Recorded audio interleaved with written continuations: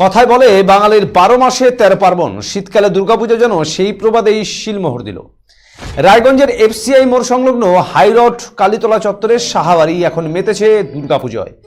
লক্ষ্মী, সরস্বতী, কার্তিক, গণেশ, সঙ্গে মহিষাসুর ও সিংহ সবাইকে নিয়ে এক চালায় দেবী দুর্গার আবাহন। তবে দেবী এখানে কাত্যায়নী রূপেই পূজিতা হন। বুধবার ছিল মহা অষ্টমী। সন্ধি পুজোয় মান গাছের পাতায় প্রদীপ জ্বালান বাড়ির মহিলারা।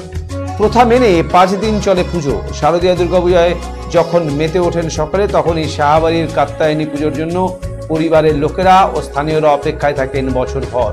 নতুন জামা কাপড় কেনাকাটা, ভোগ রান্না, পুজোর নানা কাজে ব্যস্ততায় থাকেন সবাই। পরিবারের দাবি, বাংলাদেশে থাকাকালীন পূর্বপুরুষদের আমলে এই পুজোর প্রচলন। তারা ছিলেন পরম বৈষ্ণব, আর তখন থেকেই প্রায় 150 বছরের প্রাচীন এই পুজো বৈষ্ণব মতই হয়ে আসছে বলেও তারা জানান। শুধু তাই নয়, বাড়ির বধূরাও জানান, সবাই যেমন দুর্গাপূজায় অপেক্ষায় থাকেন, তারাও তেমনি কাত্যায়নী পুজোর জন্য অপেক্ষা করে থাকেন। সাহাবাড়ির দুর্গারূপী দেবী কাত্যায়নী খুব জাগ্রত বলে প্রতিবেশীরাও সবাই পুজোয় অংশ নেন বলে তারা জানান। কার্যত অকাল বোধন হলেও শীতে দুর্গাপূজার আনন্দই যেন আলাদা।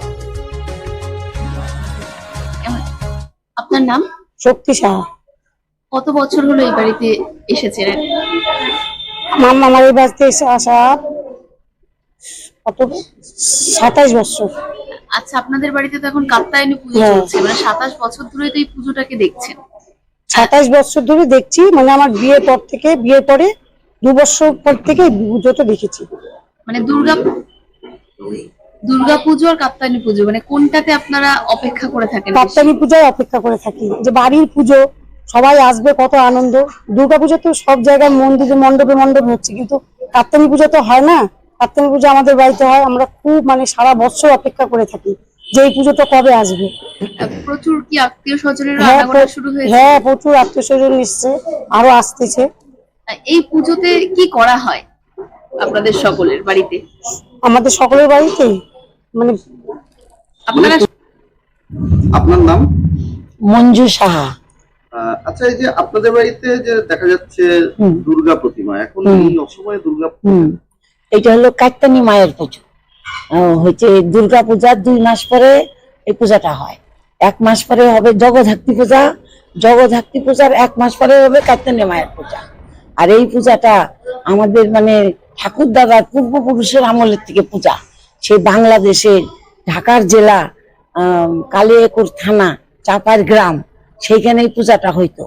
আর আমার যে দাদু ছিলেন স্বর্গীয় জলধর সাহা, তিনি এই পূজাতে সেই কলকাতার থেকে যাত্রা গান নিয়ে যাইতেন। বিভিন্ন, তারপরে কবি গান নিয়ে যাইতেন, সব এইসব গান হইতো। আর পূর্বপুরুষের থেকে এই পূজাটা হয়।